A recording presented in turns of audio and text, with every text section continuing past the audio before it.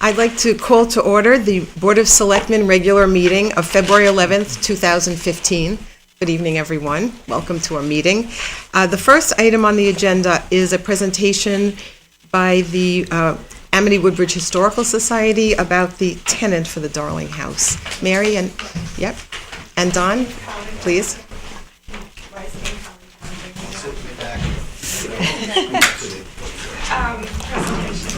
We want to bring you up to date. The status of things at the Darling House. As you know, the Darling House is town-owned property. The contents, of course, are the property of the Historical Society, which takes responsibility for the arrangements there. We've had an excellent tenant for the last number of years, but he is leaving us at the end of this month. So we are in the process of securing a new tenant, and we'll be writing the lease with that tenant as soon as we fix on the particulars for that lease. The new tenant is an individual who's also, like our previous tenant, associated with the Massaro Farm, and he would like to continue the work of farming the property that's associated with the house. So that kind of arrangement will continue. But of course, from our perspective, his responsibilities, or I should say their responsibilities, for the caretaking of the house itself are our primary concern. And the Historical Society Caretaker Committee has taken this opportunity to review the arrangements that we have, the way that we describe them, the arrangements that we're going to have for continued communication with the caretakers, and making sure by doing that everything runs smoothly and effectively for the term of our new lease. The individuals who have applied and whom we are interested in having. We are still interviewing them, as I say, and looking into their bona fides. But it's a young man named Ethan Schneider and a colleague and old friend of his named Ed Roden. They also propose to bring as a resident, although not a caretaker, a young woman, close friend of Mr. Roden's. So one of our questions is we will have to change the lease for the purpose, because currently it actually stipulates only 2 adults will occupy the property at the time. But other than that, we anticipate no changes to the arrangements that we have with the current tenants, other than the cost of the rent that we assume we're going to increase that at least a little bit in order to cover the increased utility costs that we're experiencing. Mm-hmm. What is your time frame on this? We would like to get them in, and they would like to get in by the 1st of the month, if it will suit the town, if you have no objections to our proceeding independently in this matter. So are you actually presenting that to us tonight? That wasn't clear to me. We don't have a lease to present yet. As I said, we've decided to take this opportunity to do a real thorough study of the status of the costs of the property and the relationship that we have with the caretakers. Also, we of course have to look into their financial situation and check their other references, and we're still in the process of doing that. So we're in the vetting process. We're process. Checking out the potential candidates, and just to make sure that everything's fine. It's just something we do as new caretakers come along. But the important thing is that the lease agreement that we came up with, the Taylors, shouldn't change at all. Any of the wording, it's just we're exchanging one group of caretakers for another. Yeah, we're delighted to have some people who are interested in continuing to farm the property, because of course that increases their desire to maintain it, to be good tenants, to be good caretakers, to be good to be good Historical Society associates. So we think this is a very good opportunity for us. If you feel that we should bring to you the final lease and any information that you might have about our choice of new caretakers, then of course we will accede to your requests and your timetable. If that were the case, they would not be able to move in on the 1st. That's true. Although we have a special meeting on the 19th. So you could get us the information by the 19th. Yes. Otherwise, it sounds like what you're asking us for is authorization to sign the lease, provided your vetting results in your recommendation of these 3 tenants. We Is that can right? get the paperwork together between now and the end of the month, and we could give it to Jerry or you or whoever to oversee it and make sure it's all okay. I mean, typically in the past, the Historical Society negotiates the lease, and we just bring it to the town for necessary signatures and that sort of thing. And we can do that this time if it's okay. I think that's what we've done in the past. From our perspective, our purpose in coming today is to let you know what's going on and to take from you any concerns or questions that you would like to have us incorporate in our work to prepare the new lease and the new tenancy. Other questions? Yeah, I have one question about farming the property, which I think is a terrific idea. And I'm just not clear. You mentioned Massaro Farm, and I'm not clear if there's a formal arrangement or agreement. It's just friendly coexistence. Yep. Aaron Taylor was the assistant farm manager at Massaro. Well, I remember right. And he came over, and Ethan Schneider is now the assistant farm manager at Massaro. He heard the Taylors were leaving, said, "Hey, I'd like to do the same thing." As you might expect, there's a lot of I started to say collusion, communication between us and the Massaro Farm people. But Yeah. we're not unwittingly setting up any kind of competitive. Oh, no, but far from it. Quite the contrary. No, indeed, And it's more a question of mutual support. Yeah, no, I'm not suggesting that you said there was. I just want to be clear in my. Yeah. Thank you. No, that's not our intention. We would prefer to have an We've increase in programmatic and other cooperation if we do. We've talked about sort of rotating people in from Massaro into the Darling House as caretakers. But if we get a caretaker that wants to stay for 10 years, we'd also just let them stay and farm for 10 years if they like. So right now, it's a win-win situation for us to have the land tilled and farming going on. People come to the Historical Society of events. They're thrilled. The third graders, when they come, they love to see the chickens running around. So it's a win-win for everybody. And we're excited about keeping this sort of agreement going the way it's been. Yeah, hi, just a quick question. So the third individual you mentioned would also be on the lease? Yes. They're not subletting from the caretaker? No. Okay, No, we figure if someone's living in the caretaker apartment, they Right. will be on the lease. okay, thank you. I have a quick one. Did you say it was a year lease? Or did you not? I can't remember. We More than a extended year. the lease for the Taylors sort of to include the whole growing season and harvest and that sort of thing. I'm not positive about that, Beth. We had extended the lease, I think, for more than a year. Okay. And I think Ethan Schneider et al. Would be interested in doing that as well. Yeah, I think usually, like many leases, we have a year lease, and then there's an automatic rollover. In this particular case, because of the need to ensure that they had access to the property through the growing season, the Taylors asked us to put that in writing, which of course we were happy to do. Okay, thanks. Any other questions? Just, I have two quick. So the term of the lease, once they, if they're vetted and it works out that it will work for both parties, would be a year and then consider an option past that. And then the other question I had is going to Susan's questions. Have we ever had more than 2 tenants in there before? In the sense that we've had a family with children. Yeah. We've never Yes. had 3 adults in there before, to my knowledge. But these are very young people. Okay. I'll leave Say that that, but when I said, Ethan, are you sure you guys are going to be comfortable? He goes, have you ever been in an apartment with 5 guys or something in one bathroom? Don't worry about it. And I said, okay, well, the important thing for We expect to investigate all 3 individuals. If we find anything that doesn't look right, we'll certainly question it and stop the process if we don't think the situation is a good one. But we have every reason to believe that it will be just fine.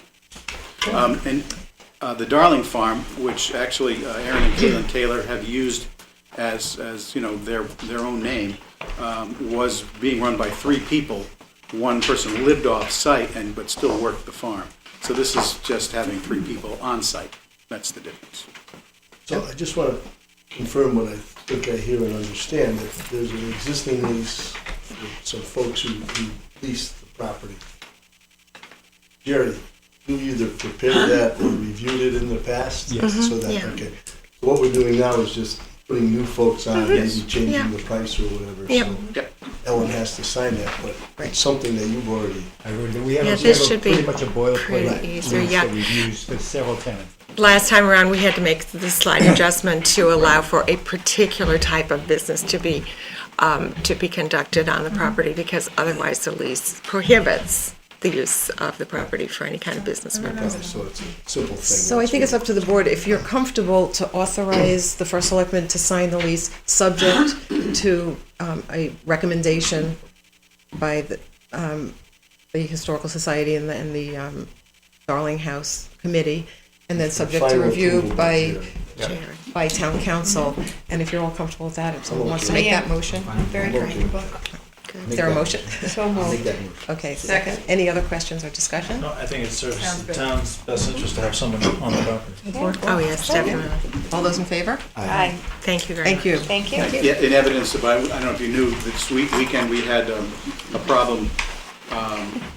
Big pickup truck came along, perfect straightaway in front of the Darling House, and lost control of his vehicle, took out the mailbox, went through a big snow sign? drift, took out our Not your sign. sign. Oh, good. Yes, thank you, Beth. So now we have no problem, and he took out We all the went, sign, and had there not been a big snow drift at the other end of the driveway, he would have taken out part of the barn. Was he okay? He was fine. And Aaron was right there to help him and call 911. Oh, and good. So, yes.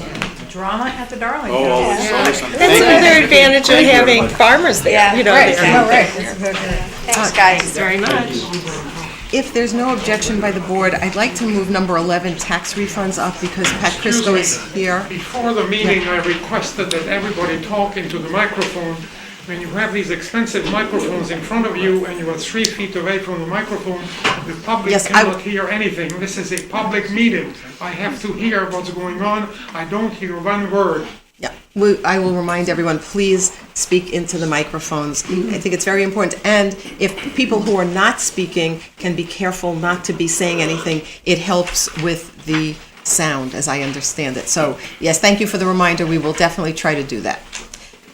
So again, if there is no objection to moving, no, Pat's here, yeah, moving number 11 up, we'll take up the tax No refunds now. objection. Thank you. Pat?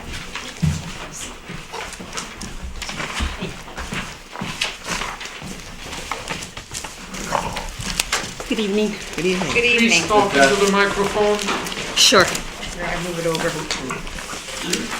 Thank you. Good evening. I'm just here in case you have any questions on the refund list tonight. It's a little larger than usual, but we haven't done one in a couple of months. I thought maybe the only thing. I think it would be good Go to ahead. explain the, Sure. the The real large estate amount refund? going to- yes. If you look at that, it's page 1.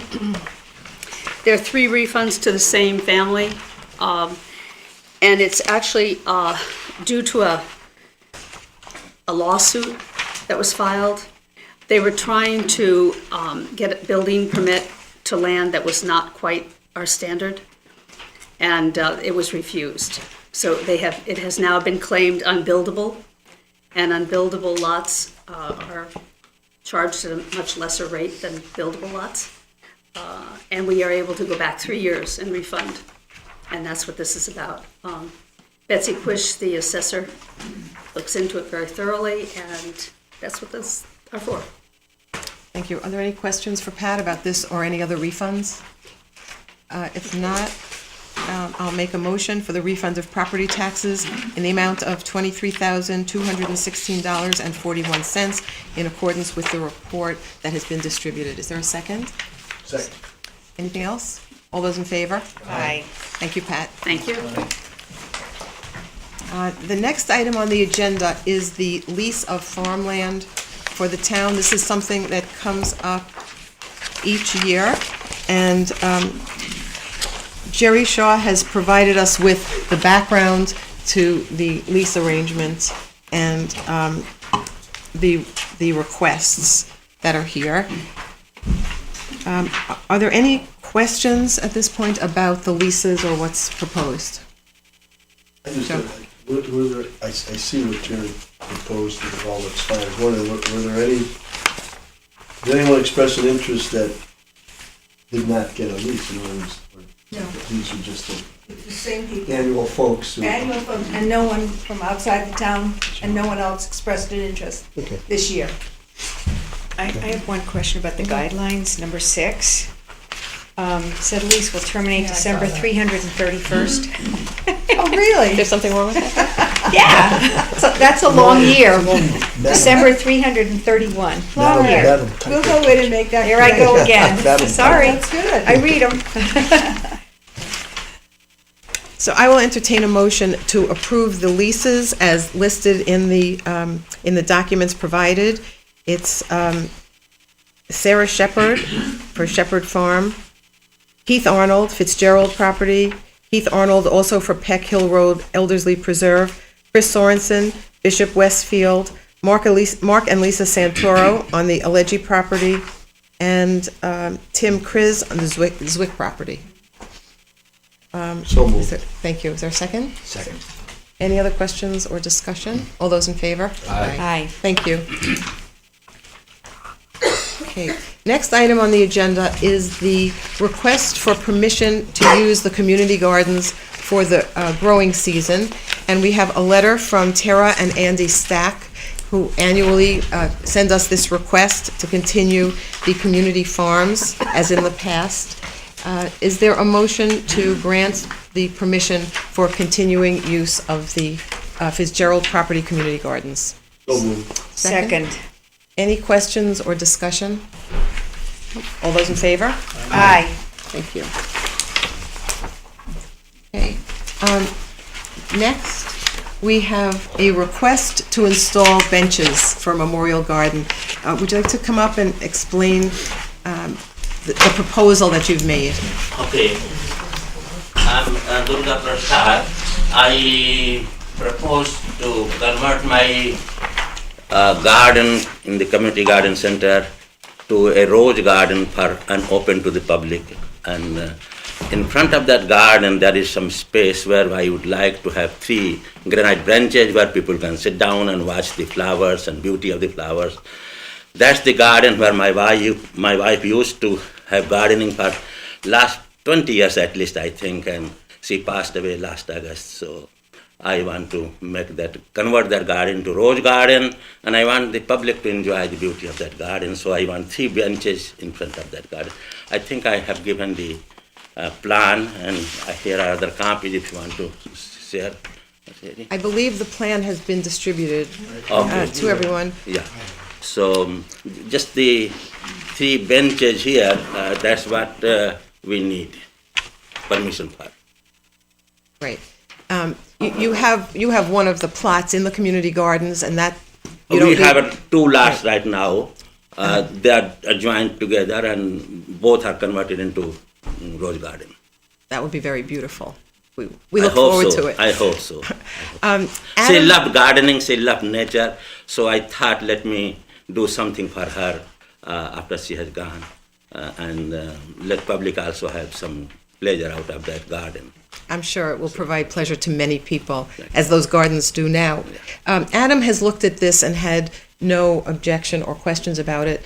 I know some people weren't sure exactly where the bench was. Again, it's a very permanent structure, right? The bench is Yeah, proposing, so three. 3 of Three. them. 3 of them. Are there 3 benches outside of your garden? 2 or Yes. 3 outside? That's why we need permission here, yeah. So are there questions or concerns about this proposal? I'm just a little confused on the orientation of the benches. Mm-hmm. Can you, excuse me, I'm sorry. I'm just a little confused about the orientation of the benches. I think I'm clear where the garden Suppose here is the garden, and there will be 1 bench here, 1 bench like this, and 1 bench like this. And those benches are sort of back down off the road, right? Yes. Okay. Yeah. To the right of the road, if I follow the road all the way in, Yes, they're on the right past that little that's right. archway. That's where the water faucet is there. Yes, okay. And just next to that. And my garden lot is the last but one. Okay, that helps. Thank you very much. We thought about taking a walk over to look, but it's been impossible these last few weeks, so. Are there any other questions about this proposal? Yeah, I guess my question was, I don't know if this is drawn to scale or not. No. But I just have concerns about access, continuing access along that road. I know it serves as a fire road, if among other things, but it is a public safety feature for that property. And so I just want to be sure there is continuing access along Sure. the road. The benches aren't out. Because there is a dirt road, I'm sorry, I should not have that's interrupted. fine. There is a dirt road going here, Right. and we will maintain that and leave some more space here and then put 3 benches there. So page 3, I guess, of your handout here, if I'm reading it right, Lawrence, I think it shows the dirt road there, and then, is that an accurate depiction? The dirt road, the benches are off the dirt road. Off the dirt road, yes, leaving some space in between the dirt road and the There's benches. a circle yeah. with the 3 benches. Yes. So that was my question. Thank you. Anything else? So if people are comfortable with this without doing a site visit, which will take us some time, is there a motion to approve the installation of the 3 granite benches as presented? So moved. Second. What is the timetable for installation? It will be done sometime April. The garden will be, the roses will be planted in April and the benches will be also there in April. I just ask that when the benches are being placed, that Adam has an opportunity to make sure that they're set in the right spot. The request is that you work with Adam Parsons from Okay. the town, and he'll work with you on placing the benches. All right, I'll contact him. Okay? Yeah. Good. Anything else? All those in favor? Thank Aye. you, sir. Thank you. Thank you, Thank Dr. you. Persen. Thank you. Thank you. We look forward to seeing it. The next item is the Boy Scout proposal for a pavilion. Scoutmaster Tucker is going to present along with Charlie Whiting, Scoutmaster Emeritus.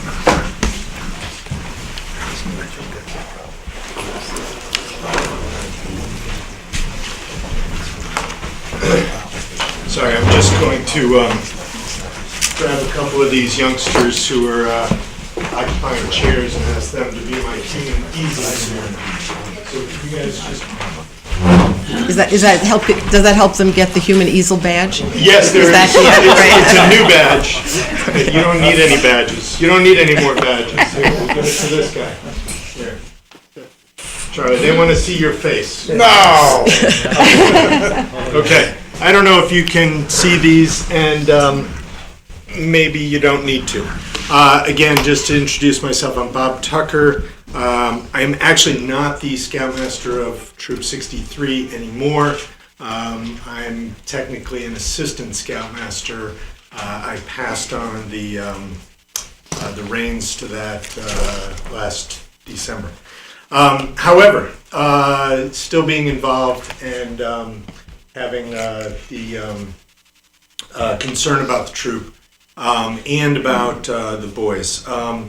We are here to ask permission to build a pavilion on town-owned land, which has been used by the Scouts for close to 35 years now. This is known as Camp Whiting, named after my assistant here. Be careful? Oh. I will be careful. And Mr. Whiting has also been the chief maintainer of the property. What you see on the right hand, good-looking young man is holding the site plan of the property, and it shows outlined in red the larger little tiny box from where you are is the existing cabin, and the smaller, darker little tiny box is the proposed pavilion. Just a quick history of the camp. The troop back in the 60s had built a camp on the Schultz property on Dillon Road, and then in 1978 it was moved to this property by an agreement with the town, which is still in effect, and which gives the troop the use of the land and with the condition, and the permission to build the buildings that are on it, with the condition that we maintain the property and the buildings and also carry insurance on the property.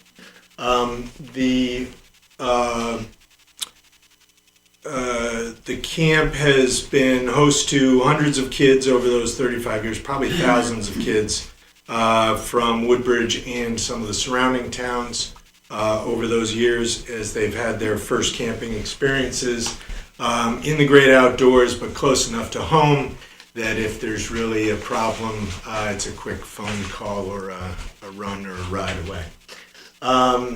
And so if you could just flip that one up. Charlie, can you help me? There's one behind. No, don't show that one. That's another project. Sorry. No. There we go. Just flip to page 2. Thank you. Scroll down. He'll be touching it with his finger. This is analog scroll down. Yeah. There we go. The story behind this pavilion is that last summer we lost one of our scouts after a year-long battle with cancer. And so after that happened, many of us felt that we wanted to do something to memorialize him and that would have a benefit to the town in some way.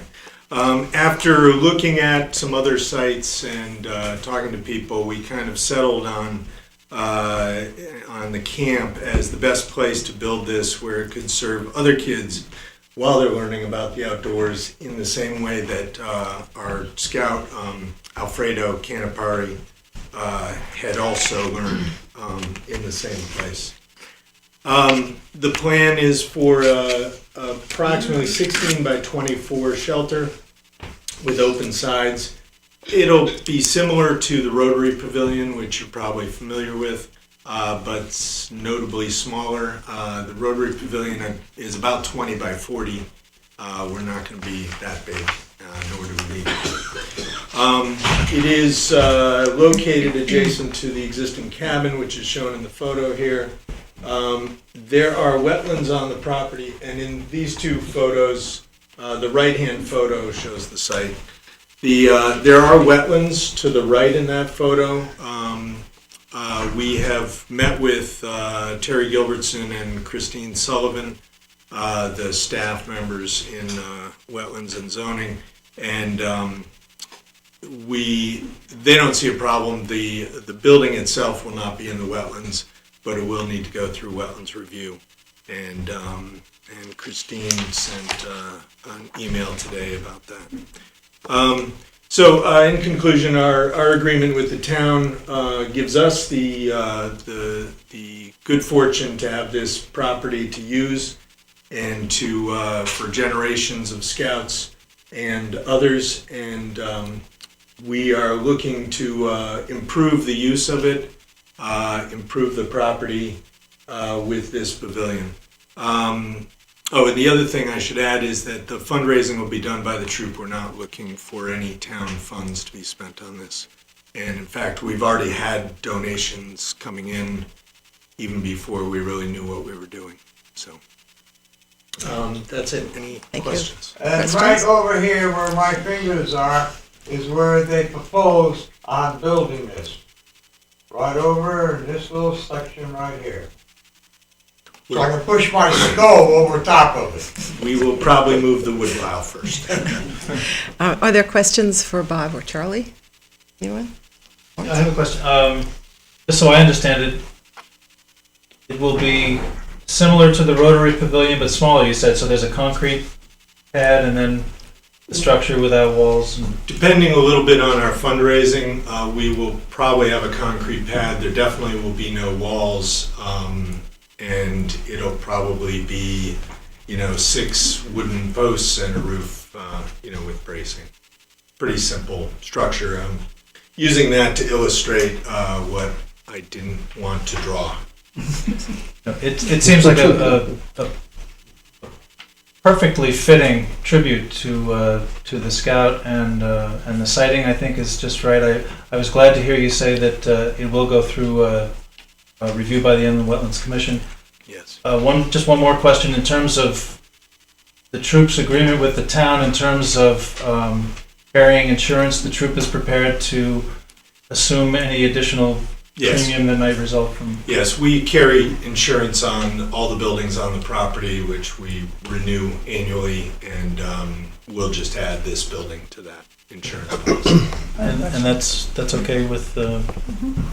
Yep. Susan? It's a wonderful project. Who actually is going to build it? That's an excellent question. Board of Selectmen. Somebody's I mean, pointing is it it- back It there. is not going to be an Eagle project. Okay. When I was Scoutmaster, I had several potential Eagle Scouts who came through talking about building similar things on town property, and I tried to successfully discourage them as best I can. It will be built, it depends a little bit on our fundraising and on our timing, but our expectation is that it can be built primarily with skilled volunteer labor. We have a fairly large pool of people present and past with ties to the troop and to the camp who are willing to donate. And I forgot to introduce a little bit, I'm also an architect in that'll help. everyday life. That'll help. Believe me, it'll be overbuilt. So will it be an open concept, as they say? Anyway, that's another story. It's not a school. So you'll check with Terry if this needs a building permit. Oh, I'm sure it I does. assume it does. Yeah, that's why I'm asking. I've already spoken to Terry. Thank you. This will require a referral to Plan and Zoning. Yes, Under so we're 8-24, also that would be asking our. for a section 8-24. Could I ask Human Easel on this side to just circle around with the picture so we can see it, because this gentleman can't go hear up and I close. can't see. Sorry. Thank you. Just walk around. Can I just ask, Jerry, do we license Hang the on a use second. of this property to the Boy Scouts, or is it? I don't think we have a lease. This is the one that's down here. Right. There's a lease. We do have a lease agreement. I guess we do have a lease. I have a copy. So there's a long-term lease. Yeah, it's in Okay. your packet. What? Okay, and the other question I would have would be with, just to make sure. If you can only have one person speak at a time, or they won't be able to hear in the back. Thank you.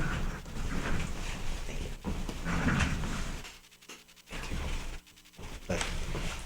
Okay, Joe. Yeah, I too think it's a great project. I'm all for it. I just want to make sure that from an insurance standpoint, which was brought up, I heard the volunteer labor, and I recall some issue we had at the firehouse potentially. So I just want to make sure that, we cover ourselves with that. We do too. Right.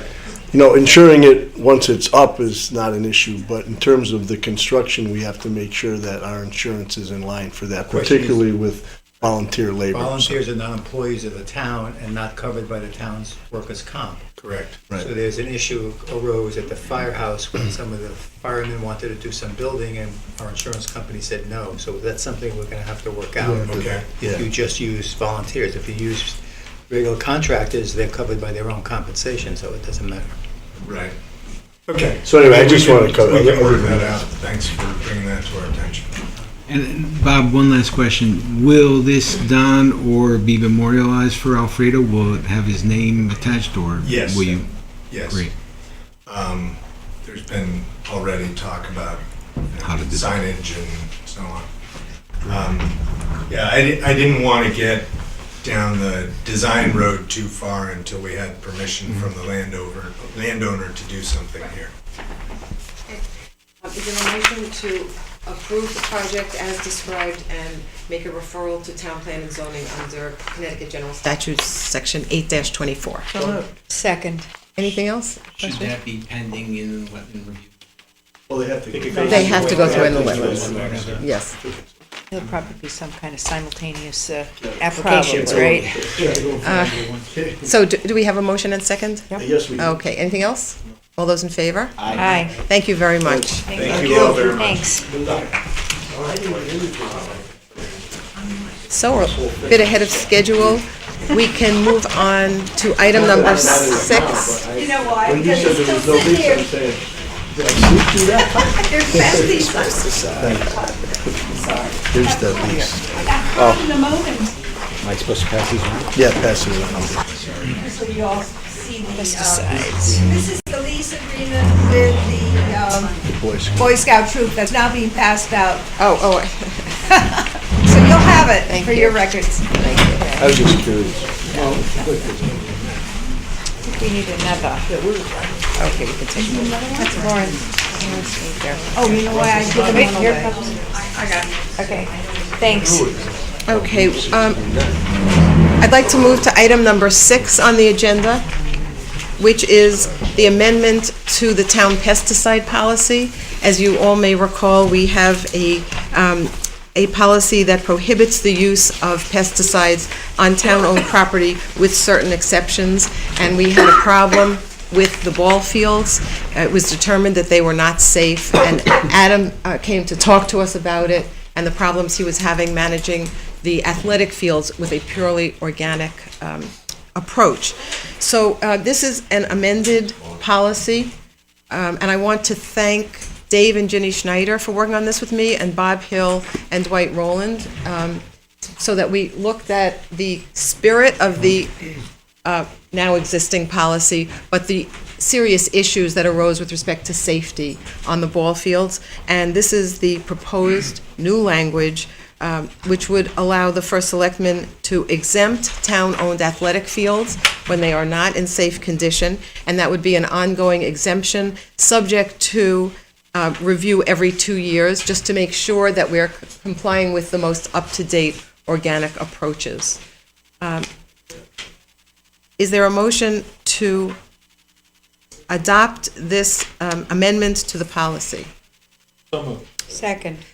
Any questions or discussion? Yeah, I do, I'm all Yeah. for it, but I just do have some questions. There's Yep. already exemptions in the policy.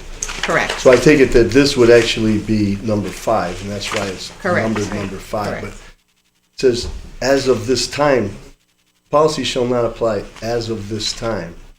So does that mean from now forward? I guess I'm just confused by that language. That's the existing policy. There's no change to that language. I see. Oh, I see, okay. That's up the top. existing policy. got And that. this Following is just through. adding number 5 I got it to now. the Thank you. exemptions. I don't disagree with you. No, That's not what I it was missed that existing, totally. I so- didn't look at that. I'm fine with that. Yep. Still a little confused, but that's fine. And then, I'm all for the safety problem. I'm just wondering who determines, what's the standard there and who determines that? I like it and it's great, but who determines it's a safety problem?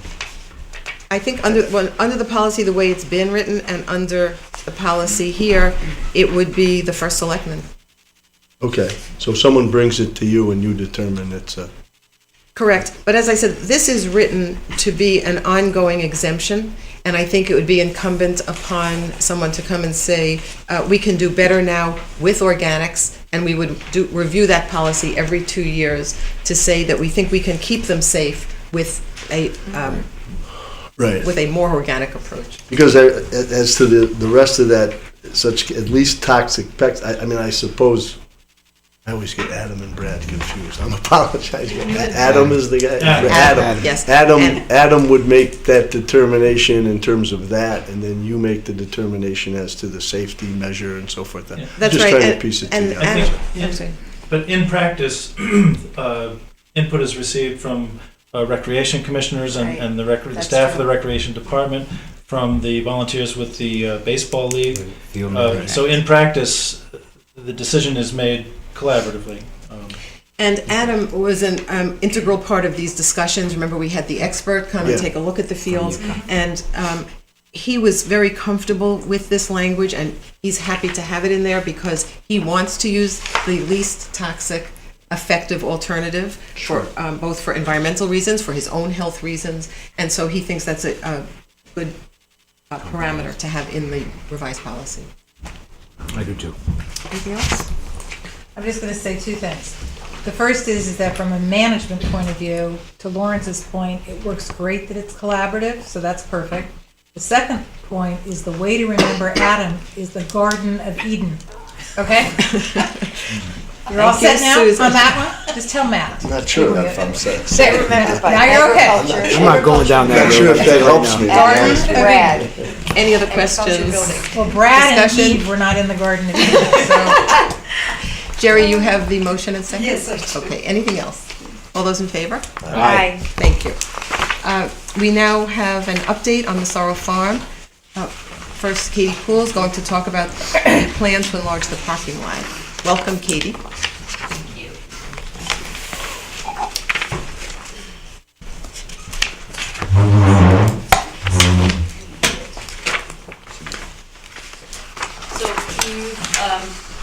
sorry, let me start because I don't know all of you. I'm Katie Poole, I'm the executive director at the farm, and I basically co-manage with farm manager Steve Munno, who you probably know well. Steve handles everything farming operation concerned, and I tend to oversee the other things like our activities, events, fundraisers, and so forth. So the reason I was asked to come here tonight was to share with you our idea for expanding our parking area a bit. This actually goes back to a process that we started in the fall of 2013, where we were looking more overall at the farm's needs long-term as we were growing.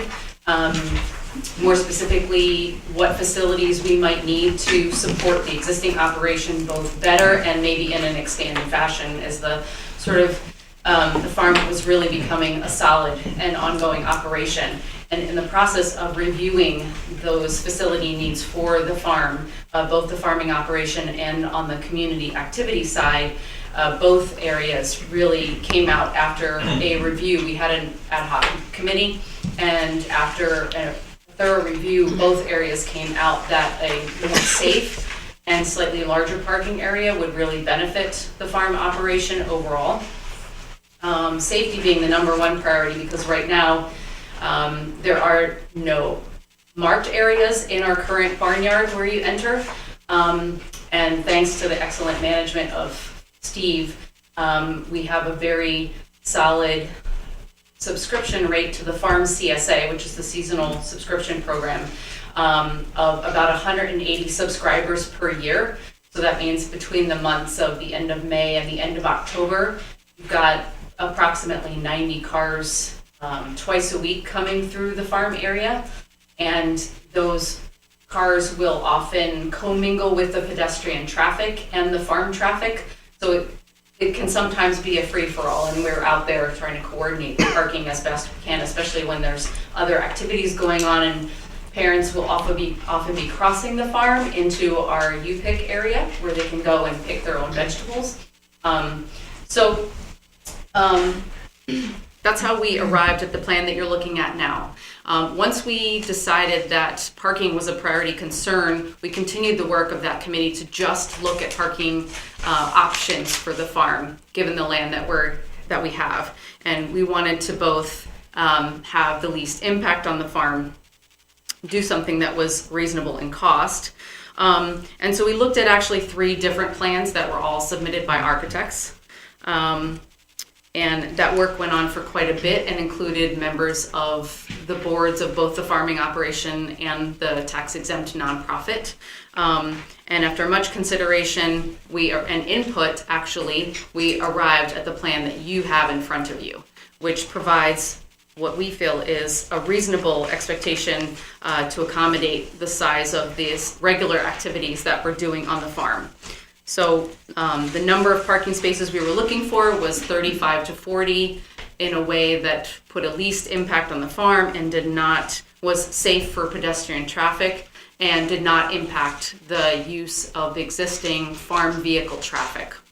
So I'm just going to try to show you on here. So we did look at a couple of different options before we got to the one that you're looking at. One option that was presented was, so this is the barn, if you can all see this, and this is the farmhouse. And we actually looked at basically extending the existing area, which only has accommodation for about 13 to 14 cars, the current, what we call barnyard, the entrance area. We looked at an option to extend that basically down the center of these 2 pathways here. That was not feasible because it didn't give us the amount that we were looking for, and also encroached on our existing pathways and the pedestrian traffic back and forth across the farm and encroached upon the beehive apiary. And then we also had a proposal that basically created one long line of parking area along Ford Road, which would have involved a couple of different things, not only a lengthy walk for customers, but also removing a lot of the existing sort of rock berm that serves there for natural purposes, sort of a barrier between the farm and our neighbors, and also some erosion control and wind barrier. So we didn't want to take that away. So that's how we got to the proposal that you're looking at in front of you. Let's see. See if there are any points here that I did not touch upon already. I think what you can see in front of you is that the addition of this parking area gives us, so it allows us to use the existing area where you currently would drive in and exit for both staff parking and to have some handicap parking spaces. And then it creates an additional parking on the north side of the farm, on the north side of the barn.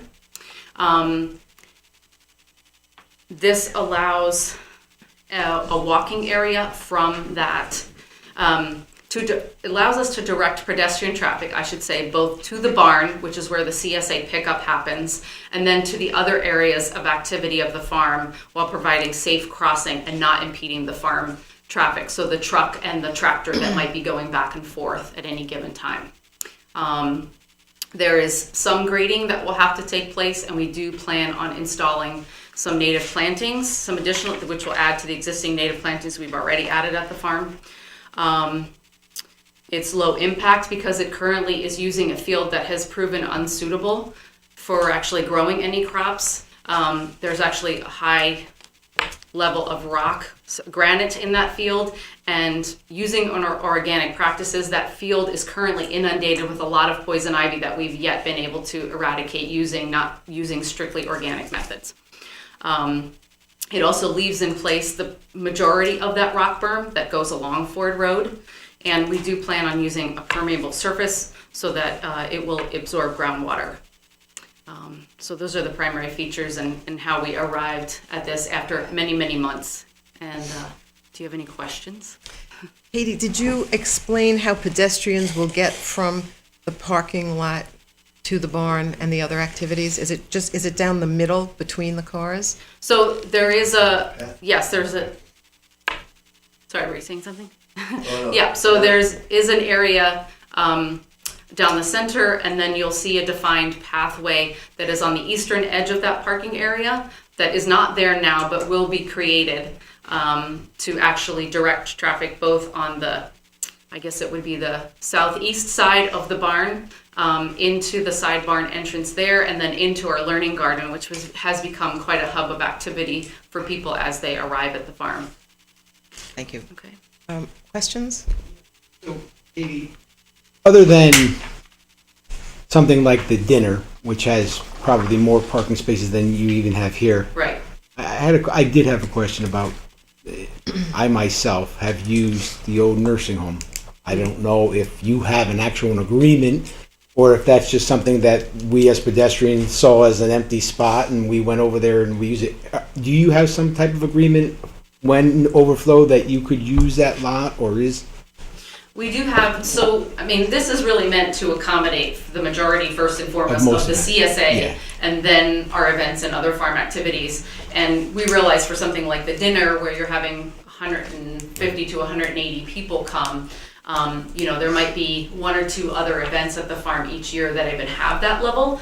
We have an informal agreement with the property manager, and that since that property is currently vacant and up for lease, we're not really sure what they're going to do with that space, and we're certainly willing to explore that. And we do suggest that when we do have overflow parking, that people use that lot or use Ford Street, right? And we usually provide a couple of volunteers who are directing traffic just to provide safe pedestrian crossing. Great. there. So then, other than that event, or maybe one or two others, this parking lot would certainly suffice for your needs, even during peak season when they come to pick up their vegetables. Right. Great.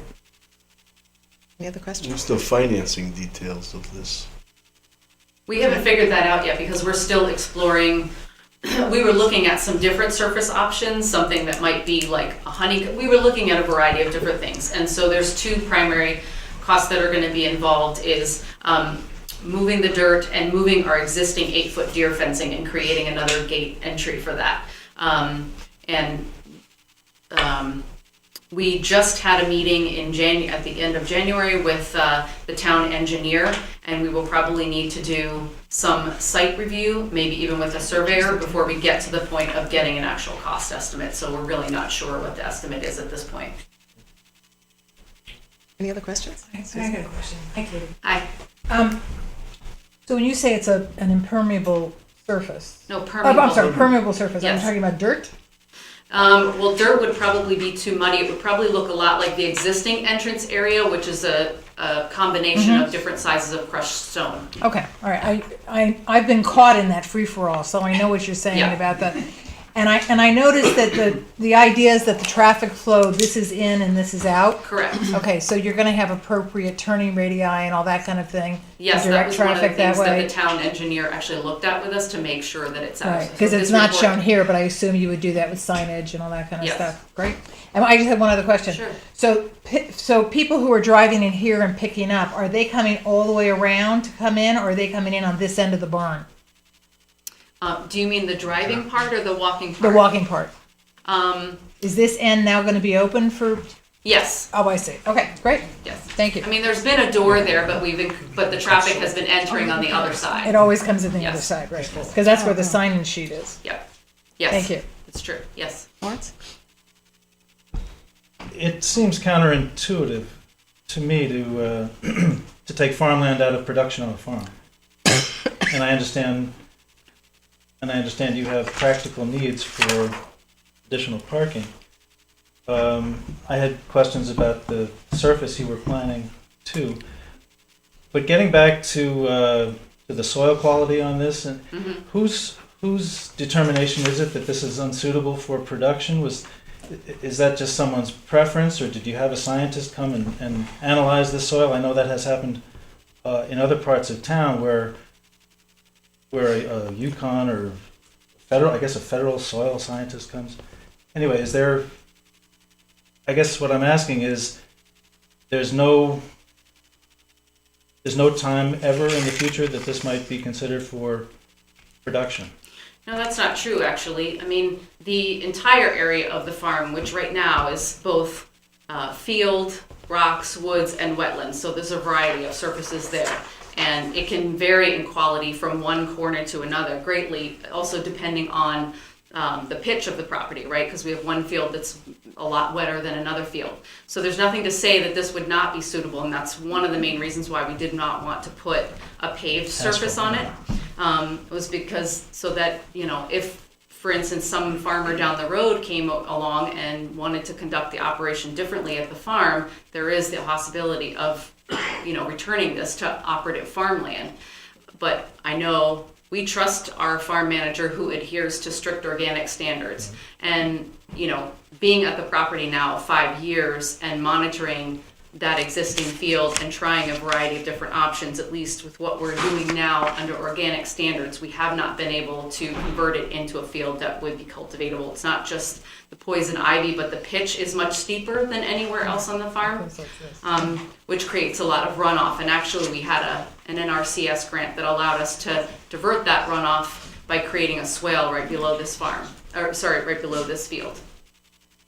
So there's nothing to say that it wouldn't be able to be used for that in the future. That's another reason why we came up with this plan alternative, because it uses the least amount of land in all three of the proposed plans. It just seems to me that if there's any excavation whatever to prepare this, it would be hard to restore it to, the first thing that's excavated is the topsoil, right? So it seems hard to imagine that it would ever come back. It would have to be augmented a great deal to be used at any point now. Yeah. And my assumption is this would go to TP&Z anyway? Correct. Thank you. Yes. Anything else? I have one last question.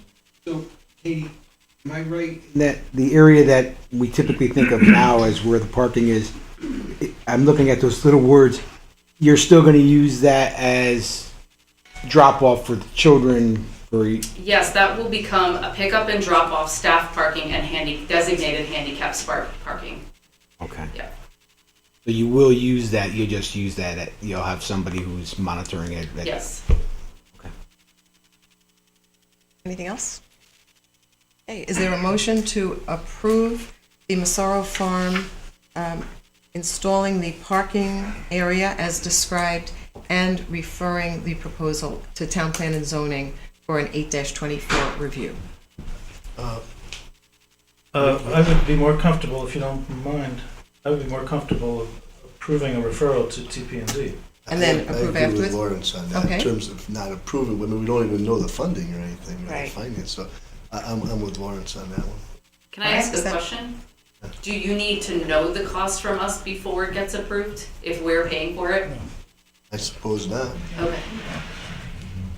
Right, so you're going to approve it to TPZ, and also, they're also going to be reviewing it anyway. They do the on 824. So it would be the same thing.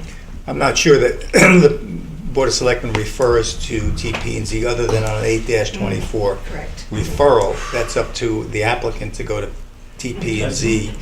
Town is the owner of the property, so we're one of the owners, but something has to be filed as opposed to just a referral. 8-24, nothing has to be filed, it's just a referral by the It's a Board referral of by us, and Selectmen. it's taken up by the commission. Right.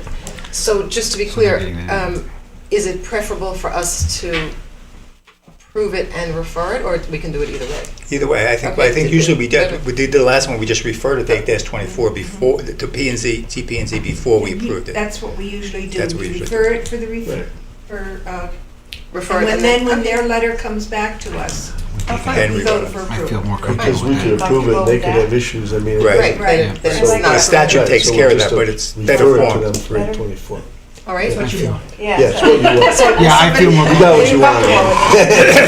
Would somebody like to make a motion to? What do you all say? Let's make it clear for the minutes. I will entertain a motion to refer the parking proposal from Massaro Farm to Plan and Zoning pursuant to CGS Section 8-24. Is there a motion? So moved. Is there a second? Second. Any other discussion or questions? No. All those in favor? Aye. Thank you, Katie. So, I think Katie's looking to see, I mean, Katie, you need to, I would say that I have no problem with the proposal with that, but I don't know that it's right for us now to vote on that, that's all I'm saying. it has to go to TP&Z Oh, yes, I in knew any that. event. Yes. And assuming they approve it, it will come back to us for consideration. And Okay. it shouldn't, That's how it was it explained to shouldn't us. delay it very much, and it doesn't sound like you're, about to commence No. construction tomorrow, so. No, I was actually just turning to Dave, because I know that Dave is actually listed on the agenda, but since I'm up here, I'm gonna go ahead and give you an update on farm activities. Hopefully, most of you have gotten your annual report, which was mailed to all Woodbridge residents, our annual report that we've been producing for the last 3 years. The farm continues to produce solidly for its CSA subscribers, and under the expert management of Steve Munno, also through our farmers market sales and to sales to farm-to-table restaurants.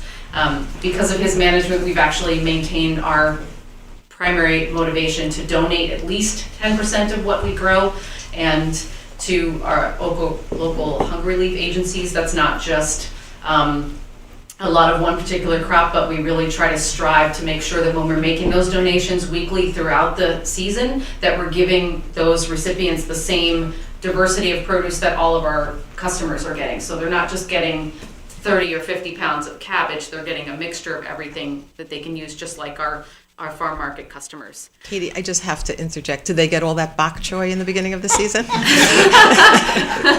I'm not saying there aren't surpluses on occasion, but we Just don't. like we The all point get. is that we don't wait until, like a lot of farms do, until they're changing over crops and there's an opportunity to come in and glean a lot of one particular thing, that we're picking and doing that donation on a regular basis. So I think that provides a lot more diversity to our customers. And last year, our food donations topped 7,000 pounds. That was down slightly from the year before, but that's because we had an entire field lay fallow to recover and rest this past year. In addition to our farm operation, our community events continue to draw not only Woodbridge residents, but increasing numbers from the surrounding towns. We had a lot of new people at the farm in 2014. Our educational programs are growing. We're getting increasing requests for our farm-based field trips. We were very excited to have Beecher School students come out last fall. And we continue to do outreach into the community. We've done service days. We've had Boy Scouts and Girl Scouts return time and time again. We've had autistic youth come and work at the farm repeatedly. We had a group of autistic students come throughout the summer last year. And we also had a service day with the JCC last summer with their youth group and their youth camp, where we had 80 kids come on one day and do an entire project. Our workshops, both for kids and adults, continue to grow, and our beekeeping is very popular at the farm. And I just sent out the notice today for the first beekeeping workshop that starts at the end of March. So I know we've got a lot of snow on the ground, but we've been very busy planning. So a couple of new things that we'll be doing this year is we're offering an after-school program this spring in conjunction with the Woodbridge Rec Department. We've talked to the Woodbridge Rec and are going to be offering an additional week of summer camp, which typically is offered at the farm after the Woodbridge Rec program ends.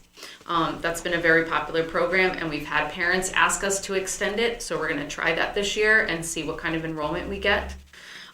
We will have more service days this year, and we've become a member of the Valley Chamber of Commerce because we're increasingly getting folks and business partnerships from throughout the Valley towns. So we continue to see increased engagement on that level.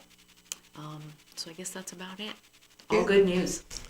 Dave, would you like to join I have Katie? two things to say. Ethan Schneider, that you're talking about renting a Darling house, has absolutely no relationship to me. So, he's a very nice guy, but I was wondering about that. Yeah. Why don't you pull up a chair? Yeah, no. Ethan Schneider's not my relative. And secondly, He's a great guy. Yeah, the annual meeting is coming up on March the 8th in the First Church Parish House of the farm, and everyone's welcome to attend. You have to be a member of the community, Sarah Community Farm, to vote. But the meeting is primarily informational about, and Katie will be presenting more things, and our farm manager, Steve Munna, will be there. And it's a good time for anybody in the town or outside the town to come and learn. So everybody's invited. Just make sure people know that. And if you're a member, you will be getting a formal notice of it. So that's all I had to add. Are there questions? I have a question. Yes. I got an email from a friend who tried to apply for membership on the website, and I can give it to you. I'm sure you understand. It's some confusion. She went to where it becomes a member today, and anyway, went to, I can't see it. Let's see. She went to something on the website that said membership information. That doesn't work when you click on that. So she went back to become a member today, and then it says become a new member or renew your membership. But then following that, it just becomes donor information. And she went through the whole thing. I can give this to you if that would help. But she's blocked out her name. It doesn't matter. But anyway, she finally, under the billing address, put membership payment. But it wasn't clear anywhere what the cost is to be a member for a person that she could find. What? So she just did it as a donor, but Well, I'm just confused because she would like to be a member, so it's Well, not Katie me, can I swear. explain. I already did my membership. It's not I'm me. sure about the online, that's not my expertise. But to answer your question about, to be a member, it takes a contribution, of suggested contribution of $35, Okay. $100, $250. But that's why it's not specified, because it takes a financial contribution, but we do not require a specific amount. Do you want And Dave, it might be worthwhile just saying what the term of membership is from the time of payment. Right. This gets a little confusing, but you're a member for a year from when you've made that contribution. And that's pretty straightforward and simple. But This year, because of a bylaw issue, you have to be a member 20 days before the annual meeting to be able to vote. There will be bylaw amendments proposed at the annual meeting so that you can be a member as of the date of the annual meeting and be entitled to vote. So in other words, you can come to the meeting, make a contribution, and be a member. So that's why this year, because we don't have that in the bylaws and because the state statute requires that you be a member 20 days before, that's why it's that way this year. But that is explained in the notice that the members are going to get. But if anybody has any questions, feel free to ask. Katie, do you want to speak to the website? Yeah, I'll just, I apologize if there was confusion. It might seem. I'm not, I mean, I wasn't confused because I did it, I mailed it in, but I Right. just, For someone using the website, it's not clear that we're asking, it's almost like pledging an amount to NPR, so we don't require a minimum. And based on the premise of the founding of the farm, we have folks who feel very strongly about not requiring there to be a minimum because we want it to be as open and as inclusive as possible. I apologize for the confusion. We're in the process of transitioning to a new web platform. So the existing one is a little wonky trying to walk through the steps, and we've tried to provide a lot of text on there that provides guidance to people, but if it's unclear, I apologize. That will be improved shortly. So if people, you and I had spoken about this, Katie, if somebody goes to the website and the only option is donor, you will deem that a membership. Correct. Okay, all that's, right. Oh, that's great. All right, Yeah. thank you. And real quick, when you renew every year, it's a donation. Correct. Yes. So you just make whatever. Correct. Well, I believe when you get it in the mail, the language says, please state the level of contribution you would like to make in support of your membership, or some words to that effect. So it's a little clearer that that's what you're doing. Yes, Yeah. yes. Yeah, but every year you just make whatever donation you feel is Whatever you want. appropriate. Yeah, okay. Thank you. And so if my arithmetic is correct, we're still outside that 20-day state Yes, statute? you've got, Got until Saturday. Clock is ticking. Till Sunday technically, but we are going to send out notices to everyone who has become a member, looking back a year from this Saturday. So that's how it will be determined for this year. so Katie, in the annual report, all the list of donors, that's the 2014 report, those are all donors within the That's a last year? cumulative donor list since inception. Since inception, so do Yes. you add how much people give? If they give $500 a year for 2 years, then they go into the $1,000 category? Yes. And it's, oh, okay, so it's not, it says 2014 in review, but it's really how much you've ever given over time? Yes. The donor list is. It says at the top, this is a donor list since inception. I see, I Yeah. see. Yeah, of that area. Since we went down this road, I wasn't going to ask, but I know a few years back, membership used to give you a discounted dinner rate for the annual dinner. We actually only did that one One year. year, It 2 years created a ago, lot of maybe- confusion, so we right. took that off the table. Yeah. So last year did not do that, and we're not looking. Oh, So boy. especially since you can kind of make different donations to become a member, that was very difficult. So I'm assuming that that's no longer. This year it wasn't. Whether you remember or not, it was the same price, and I'm assuming it's going to be the same for the That annual. will be determined by the group that plans dinner on the farm for this year. But yes, we did one price for everyone in 2014 because it did create a lot of confusion the prior year. Okay. Anything else? Okay, thank you both very much. Thanks. Thank you. Okay, it's now 7:10. We'll go to public comment. Is anyone here for public comment?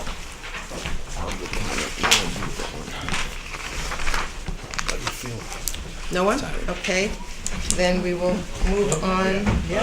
Oh.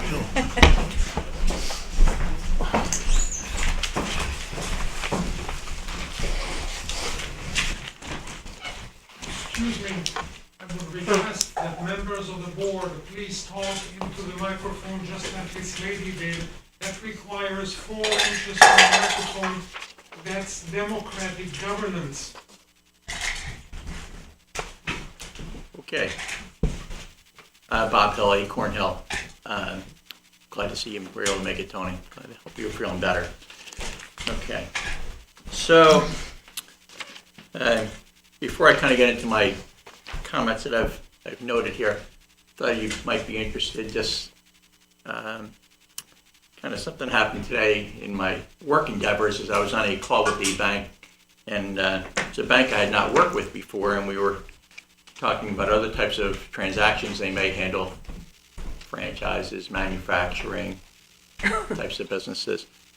And what was kind of funny is that he says, yep, we handle pretty much everything. He says, there's a couple items that we don't finance. Golf courses. That was the first thing that he mentioned. I was like, and I just started laughing, and I just had to share with him some of our experience. There were a couple others too, but it was just kind of an interesting, it kind of tells what's going on. I guess since Billy Casper passed away, I guess the last day or so, maybe we'll have a little better luck with what's happening. But anyway, so actually I left my water in the back, but I did write my name on it because I'm carrying my own water tonight. I'm not here representing the Rec Commission. Representing myself. I'm not here to speak politically one way or the other. I just, for those of you that know me and have kind of followed how I work as a resident, kind of when I see something, sometimes I take up different causes, whether it be the traffic light at the end of Acorn Hill, the guardrail around the reservoir, just different things, the ball field, just a number of different things. And so, I sat through the presentation or the open session on the 28th at the TP&Z meeting for the on the POCD, and it was afterwards, I went back and I made notes to each person that spoke and said, well, let me go check out some of this stuff because some of the comments were quite passionate, and I'm not here to say that I'm in favor of what's happening with the CCW or Toll Brothers or anything like that, regardless to the comments I'm making here right now. But what was a bit concerning, and obviously the Toll Brothers thing's coming up as the POCD is happening right now. The timing of that was kind of inconvenient for the TP&Z. So the comments that the last time it went so well, I think somewhat influenced what happened. But what was particularly concerning to me was, and I picked up on this back sometime after Toll Brothers was shot down, pretty convincingly, when Toll Brothers and the Woodbridge Village Associates came and made a presentation to TP&Z shortly thereafter, looking to do some sort of change what's going on, what was proposed in the, you want to call it the Woodbridge Village or the Flats, Lower Woodbridge, whatever people want to refer to it as. And I was intrigued by the fact that, actually it was a little aggravated actually, when the guy from the Woodbridge Village District Associates got up and said, oh yeah, we helped you when you were writing that POCD and we actually wrote your new regulations. I said, wow. So then I heard those comments in that meeting. So I went back and I happened to watch all 3 hours of a meeting that happened on March 3rd, 2008, where there was a lot of things that were discussed about the Woodbridge Village District or the plan over there for the development, and the fact that how are they going to plow snow without using a bobcat to get it out. The consultant that sat over there next to Bob Criscola said, well, you can't even get a fire truck in there. I don't know how that actually ended up turning out in terms of how they approved it, but I went back and I looked at, and for those that want to look this up, I went and looked at the minutes for September 26, 2005 TP&Z, where the informal presentation was made by the Woodbridge Village Associates. And then they came back on March 20th, and there was some of the zoning changes were being contemplated at that point that apparently they were part of it. And then that continued on May 15th, 2006, and then again on June 5th, 2006, and then 7/3/06, and then they were voted on, some of those changes, on September 18th, 2006, and then I mentioned the videos. And, I'm sure that the residents of the town would be quite upset if they had heard that Toll Brothers was assisting us in writing our POCD, and if they were assisting in zoning changes. So it isn't so much that, I know people are all fired up about changing zoning, and maybe I am too, okay? But I think it's a bit hypocritical when some get up who actually were part of changing the zoning when that was approved. And as I looked at it, 15 acres, that's how big the space is in the village district for this property. 137 units and 15,000 square foot for retail. That's 9.13 homes, townhouses per acre. That's excluding the 15 retail. You got to take that out. Okay, so it's even greater than that. And if I compare that, and I'm not saying that I'm in favor of the proposal that's out there for Toll Brothers, there's concerns around that. I have different thoughts on that situation. That's 170 units on 70 acres, or 2.43. So I'm a bit taken back a little bit with the high density discussion when we had that other discussion going on. So I just felt that, I know a lot of the rhetoric goes on, gets shared. Some of it happens to be, unfortunately, some of it may happen to be someone's personal feeling about an area. Some of it is the revisionist history that people have about things. Some of the rhetoric they hear that they carry with. Unfortunately, some of it even does end up being political. And I think in some cases, some of the people that have spoken have, personal reasons why in favor of one or the other. But I just thought it would be helpful to share that information. And I hope that other town residents, and when I saw this the day after that meeting, I spent most of my afternoon kind of giving up to the cause of looking this information up. And I think it's important before anyone gets up and speaks factually that they have the information in front of them. That I think is so important. So I do thank you all for the work that you do. I know that when I was here not quite a year and a half ago when you first were seated, I said, look, I hope that you can resolve the Country Club of Woodbridge issue and work in a bipartisan way to get to that point, because I don't really care what party you're in. I just want to see that you're effective in what you do. So thank you for letting me speak. Thank you, Bob. Anyone else for public comment? No, seeing no one. We will go on to item number 9. We have 2 resolutions. The first is the Regional Performance Incentive Program, and this would enable the South Central Regional Council of Governments to obtain a grant for regional planimetric data development, regional open space inventory, and regional community rating feasibility system. Is there a motion to, this has to be the exact language, I guess, from the state, so I'll read it. A resolution to approve endorsement as follows. The Board of Selectmen of the Town of Woodbridge met on February 11th, 2015, and adopted a resolution by a vote to be inserted, endorsing the South Central Regional Council of Governments Regional Performance Incentive Program proposals listed below. Reference in Connecticut General Statutes, Section 4-124S, 2014 supplement. Such proposals are attached to and made part of this record. Again, it's the 3 areas that I just read.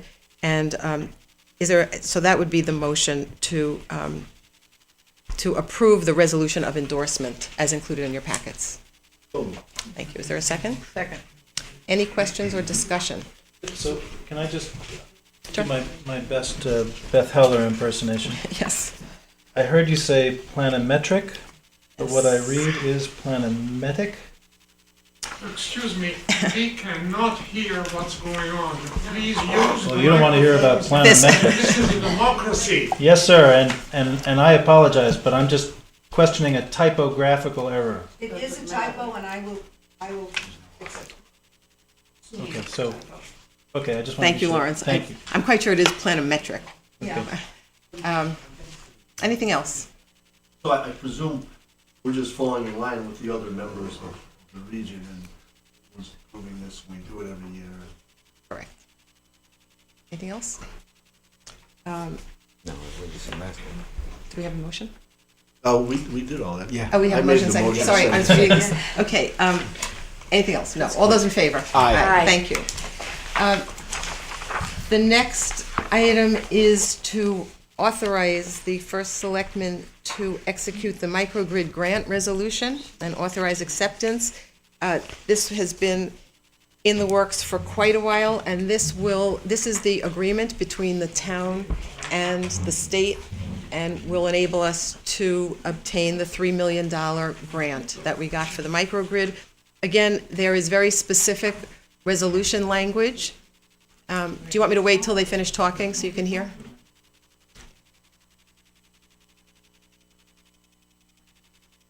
Are you ready?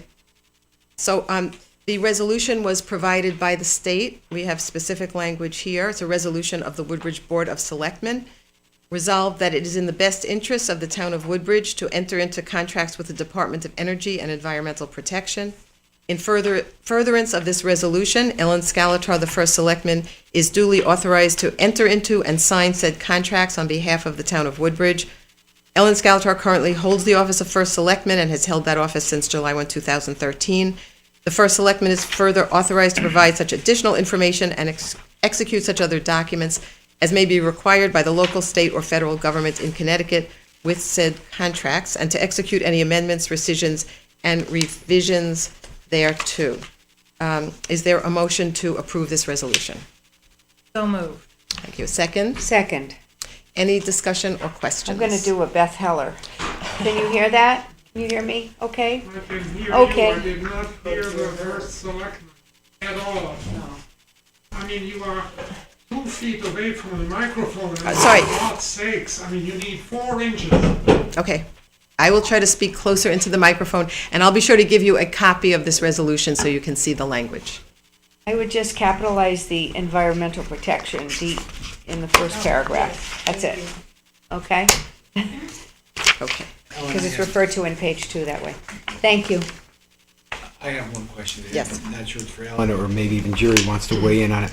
The contract itself, the contract period for execution, I read where it says December 31st, 2016. Now, am I to take that by that point we need to have started this project, or is it actually saying it needs to be executed by that time? Because it seems like a short period of time. On the contract, right under date from execution, it says that through December 31st, 2000, which looks like completion, but I guess I could read that as completion of the grant being started and the work being started, or is that completion of the work? Where is, I'm... On the where is completion? page here. Oh, I was looking at the letter. I'm sorry, page here. It's on the letter also. Page.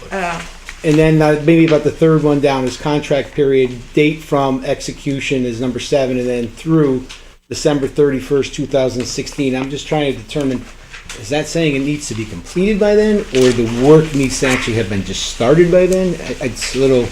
I will tell you that it is my understanding from United Illuminating that the timetable would probably lead us to completion by that date. I don't want to, I would not commit to that, and I don't know that they could, but that doesn't answer the question of, Well, I just, what they- I'm only worried because, this, at the top, this is the microgrid, this is the grant itself, and I'm wondering, to be in compliance with the grant, are we saying that we will indeed complete this project? And if we're saying that, is that dependent on, they're doing the work, so is that depending on them agreeing to complete the project by that date? Well, it's or do we cer- run into a problem with the grant? it's certainly dependent upon United Illuminating. I am very confident, based on the conversations with Deep, that if it were not completed, or we saw that it was not going to be completed in that time, that we would be able to work with them. Right. They've been very accommodating and working with us. We're sharing. The other thing, I just happen to notice this under the schedule of payments, it talks about obligations incurred. So as long as it's incurred within the expiration of the contract, then you're eligible for the reimbursement. So that gives me some measure of comfort. And maybe what, when Tony Genovese is, I'm sure he's pretty aware of it, I could ask him as well. But it just seemed that I didn't want to be withholding if there wasn't some guarantee to us that, or some working project that we can be sure that they're going to work with us time-wise, because though you say UI seems to think they can complete the project by that time, I've yet to see We too know many about projects construction. completed You're right. by that Yeah, time. absolutely. So our action tonight is to approve this resolution, which is really just a broad resolution to grant authority to you to sign contracts with DEEP, including but not limited to this microgrid, because the resolution doesn't specifically refer to that. So Right. that's all we're doing. I guess we're putting in the hands of you and council and Tony that we're gonna execute that contract. You know, we're gonna comply with the contract and so forth. So That's all correct. all we're doing is authorizing you to sign it. We've already approved the micro. Yes. Correct. Well, the good news is the money's flowing in this direction, under this, correct? It's Well, not flowing in the other direction. We had all, we did all Right, that and we right, approved it, so right. I guess that remains to be seen, but that was, yes. Jerry would know. Did we do a motion? Yes, we moved and seconded, so. Moved and seconded. We are moving along. Susan moved, Beth seconded. Any other questions or discussion about this? Okay, all those in favor? Aye. Great. Okay, the next item is can you hear me now? Yes. Yes, okay, is the Amity Regional School District contract with teachers. It's the 3-year contract, and as you can see, I'm sorry? No, we're not. Jerry, do you want to explain about We're not taking up the third resolution? the master? No, We're not we took it taking- off the agenda. I guess Yeah. it's still in the packet, Oh, but not okay. on the Still in the agenda. packet. Still, I'm sorry, Yeah. it's not on the agenda. So, as you can see, the superintendent sent us a memorandum summarizing the agreement, and we also have a copy of the agreement. And as he explained, the terms of the agreement are binding unless the 3 towns within the Amity district all get together, ask for a meeting together to reject the contract. So I present this to all of you to see if anyone has a concern which would lead you to want our board to take action to negate this contract. And if not, then this just moves ahead. Anyone? Okay, I don't think we don't need to vote, it's just, right, Jerry? Just moves ahead. Okay, thank you. Do we do this every year? I don't remember this When the last year. teacher's contract, I guess it's. It's not every Oh, year. it's not every year, just, Three-year just when they do it, 3 years. We're still having So- firsts. Okay. I did notice the bottom line was just under 10% Over 3 years, 3 years. over the 3 years. Right. And if this is rejected by the district, it goes to arbitration. What happens? The district approved it though, right? No, I thought- the parties approved it, teachers and the schools approved The Amity it. Board of Now, Education, yeah. now each town Oh, has you the mean right the town, to the reject. member town. So if Orange and Bethany, for example, rejected it, Then we it would goes have to an issue. then it goes to arbitration. So we got it a few days ago, and it's a fairly lengthy document. I guess if that's the case, has anybody in our, I guess it's in front of us, but I guess my question to you, Jerry, have you read it? No, I have no idea. The Amity Board has their own council Right. that negotiates these transactions. And generally, as you know, you were on the board, these agreements made by the parties are upheld by the Board of Selectmen of each town. Right. I don't recall ever the Amity system rejecting one of the agreements made by the parties, although you have the right by state statute to do it. Okay. I think Chip's memo highlights the major issues. If you would like more time to review it, we can wait and take it up at our special meeting on the 19th.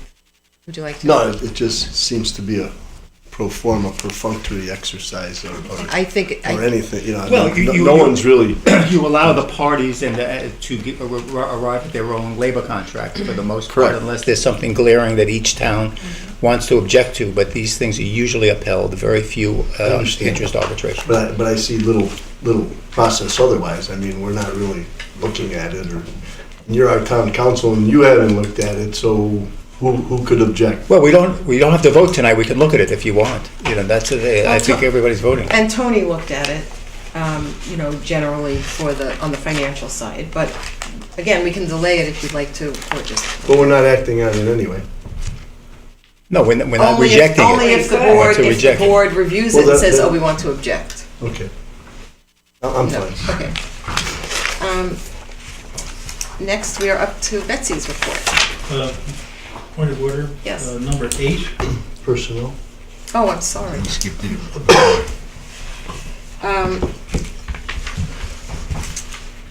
Jeanette's here, okay. Going back to number 8, we have the Personnel Committee met this evening to consider the recommendation of the Library Commission for a new library director. And we have the chair and a member of the search committee. Would you like to tell us about your candidate? I would. Eric Worthman is a terrific candidate. We did. Excuse me, Jeanette, I think there are people speaking behind you. We'll Can't wait. hear. Excuse me. We did a search. We sent out a ad, and it went out twice. We gathered, I think, 27 applications for the position. We narrowed it to 3 finalists. We interviewed the 3. We dismissed 1. We were interested in 2. We followed with copious discussions, and we ended up doing a second interview of Eric Worthman, a Connecticut native, although now a library director in Chicago, in the Chicago area. He is looking to relocate to Connecticut. We did a Skype interview with him for his second interview. He came in for the first, and Ellen and Tony joined 3 members of the committee to do a second interview. You should have had his resume in your packets, or at least have them today. Terrific. He comes highly recommended. The member of the committee to do the reference checks came back with glowing reviews. She did her due diligence. She looked into him beyond his references. And the committee, by acclamation, decided to recommend Eric to the commission. We unanimously approved his recommendation last night at the commission meeting and brought it to the personnel committee this afternoon. So it's in your hands. We wholeheartedly think he's the right fit for Woodbridge. Thank you, Jeanette. And again, the Personnel Committee did meet just prior to the Board of Selectmen meeting and unanimously approved the recommendation and is making that recommendation to the entire board. Is there a motion to hire Mr. Worthman as our new library director? Second? Second. Any questions or discussion? Budget impact. Budget? Yeah. It's Is it actually salary? a reduction of the library projected budget for the next year. Okay. Anything else? Certainly looks well educated and qualified. And I guess the position has been vacant for some time too, so there's a surplus right now on that line. So, anything else? Very Questions? exciting. Yeah. Again, a new chapter. Yes, Love and it. thank you for So the to hard speak. work, and also, I know, I will, I'm not forgetting, thank you. Hey, we And we also, Not tonight. I just wanted to bring up, not necessarily a question, but maybe Jeanette, so that everyone would understand. From what I understood from the personnel committee, you thought that he would be able to be available to us in about 6 weeks. Correct. Okay, I just He wanted wants to give about 4 weeks' notice to his current position. He has family here in Connecticut and feels he can just move in with them for a little while. His wife is going to stay in Chicago area, finish the school year. She's a teacher. And then once she finishes the school year, she'll move here and they'll get permanent residence here. But he's figuring 6 weeks till he can be on board here in Woodbridge. And we're excited about that. all right, so we're going to vote, and then I want to say one other thing. All those in favor? Aye. Thank you. We want to thank you very much for the work of the committee and the commission, and also a special thank you to Lynn Sarah again for being our acting director and doing such a terrific job during this period. So She is fabulous. She is indeed. But we need Yes. to get her some relief because she is doing the work of 2 positions. Absolutely. Thank you so much. Thank you. Are we collecting these as We're hanging on to these? Are we collecting these? Do you want these back, Jerry? They don't have the confidential information that we've seen at other times. Yeah. Betsy, I think it really is your time. May I borrow your microphone? Thank you.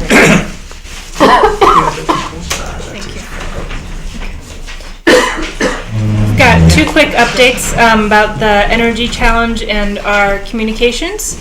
The Woodbridge Energy Challenge, as organized by the Ad Hoc Energy Advisory Task Force, has hosted 2 of their 4 workshops so far. They've both been at the library. They've had about 20 people come. The first one was about the home energy solution assessments, and those are home energy audits you can get for your home. It's a $99 fee, and the 2 vendors participating in the energy challenge have both agreed to donate $25 of the $99 fee to the Woodbridge Fuel and Food Bank. So it's a plus for residents doing the home assessment and for folks who benefit from that fund. The other workshop was about insulation. Right now there's a state rebate up to 50% off of new insulation installed in your home. And the 2 vendors have agreed to do special pricing for Woodbridge residents in addition to the rebate. So it's a really great time to do insulation if your home needs it. The next workshop coming up is on March 3 at 6 p.m. at the library. That's about home heating and cooling. And in April, there will be another workshop about the residential solar program.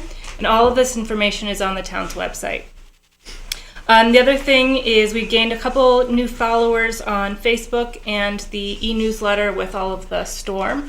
People were clearly eager to know what was going on, what was open, what was closed, what was delayed due to all the snowstorms that we've had. And town department heads have been very communicative and helpful with me, letting me know when things are closing so that I can get the word out to everybody. That's it.